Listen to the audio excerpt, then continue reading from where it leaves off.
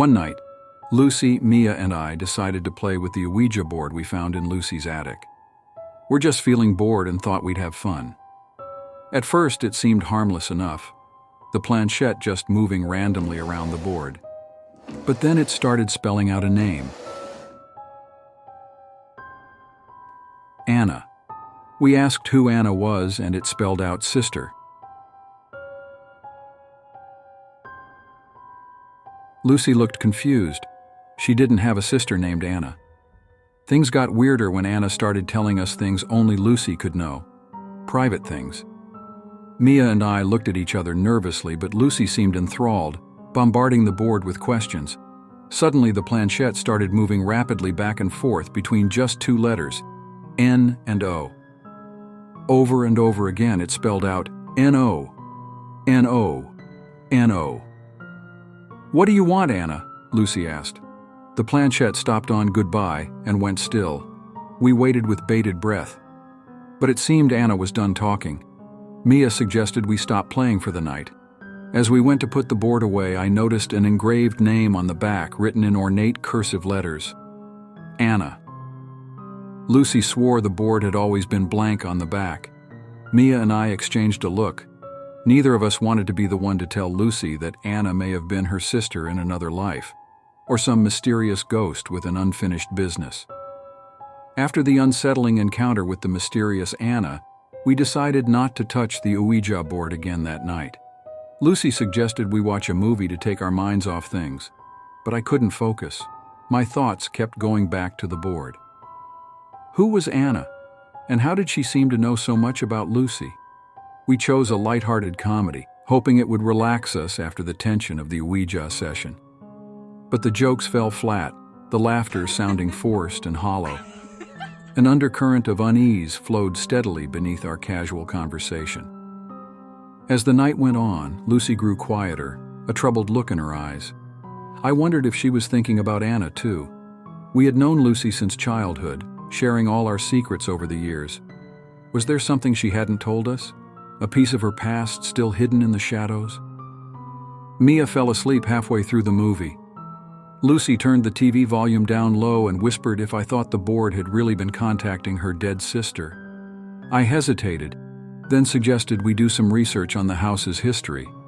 Maybe there were records of a girl named Anna who lived here once.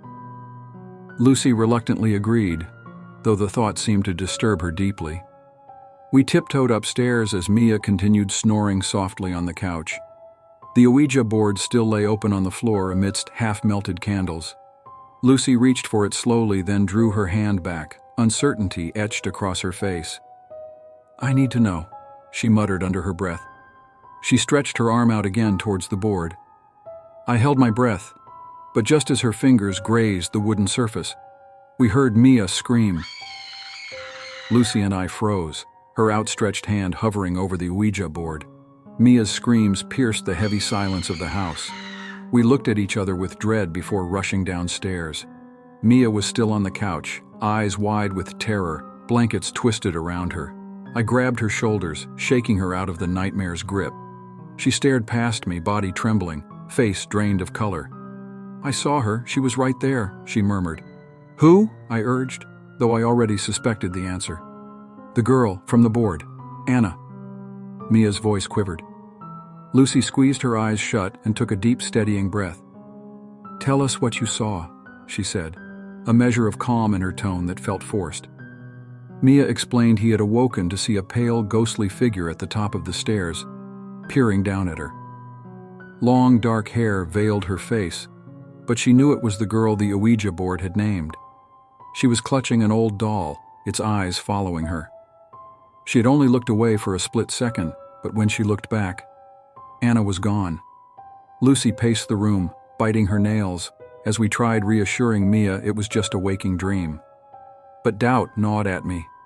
If Mia had seen her too now, was Anna haunting this house?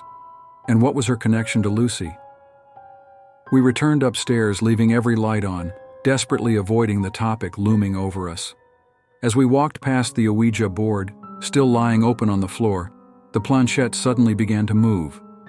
Slowly, deliberately, it slid across the board, not stopping until it pointed directly at the engraved name that hadn't been there before. Anna. Nobody breathed. The planchette started to glide again. It circled the board, then spelled out a chilling message. SHEISCOMING.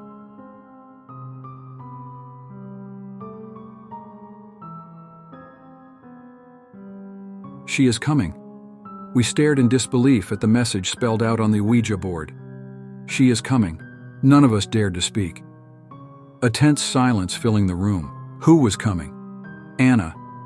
I glanced at Lucy, noticing how pale and shaken she looked. She backed away from the board, hugging her arms tight across her chest. I think we should leave this house tonight, I finally said. We can figure things out in the morning. Lucy shook her head slowly. Anna wants me. I'm the one she's after. Her voice trembled. You guys should go, but I have to stay. Mia and I protested, but Lucy insisted. She had to know what Anna wanted, why this ghost had some connection to her. Mia reluctantly agreed to go when morning came, as long as we destroyed the Ouija board before leaving. I nodded, though an uneasy feeling gnawed at my mind. We moved to the living room, leaving the board behind. Lucy's eyes were distant, lost in her own troubled thoughts. She eventually fell into a fitful sleep on the couch. Mia and I took turns staying awake, keeping watch for any sign of the ghostly Anna. The hours crawled by. I must have dozed off close to dawn because suddenly Mia was shaking me awake, eyes wide with fear. Heart pounding, I followed her stunned gaze towards the stairs. There, floating at the top step, was a ghastly pale figure dressed in a tattered white nightgown, face obscured by long dark hair. It's Anna. She started gliding down the stairs, slowly, steadily. Mia and I jumped up, yelling for Lucy to wake up, but Lucy remained fast asleep on the couch. The ghost kept approaching as an unnatural coldness permeated the room. Desperately, I tried shaking Lucy awake, but she wouldn't stir. The temperature plummeted as Anna's ghost hovered over Lucy. Without thinking, I lunged forward and tackled the spirit. But my hands passed right through the apparition's cold form. Anna's ghostly head rotated towards me, face still obscured. A blast of icy air knocked me back as the specter returned her attention to Lucy. But just as Anna's ghost reached towards Lucy, a loud beep rang out, followed by Mia's alarm clock blinking 8 a.m. Morning light filtered through the windows. The spirit had vanished. Shakily, Lucy awoke, unaware of what had transpired. Just a nightmare, I murmured. But deep down I wondered, had we only escaped by a ghostly breath?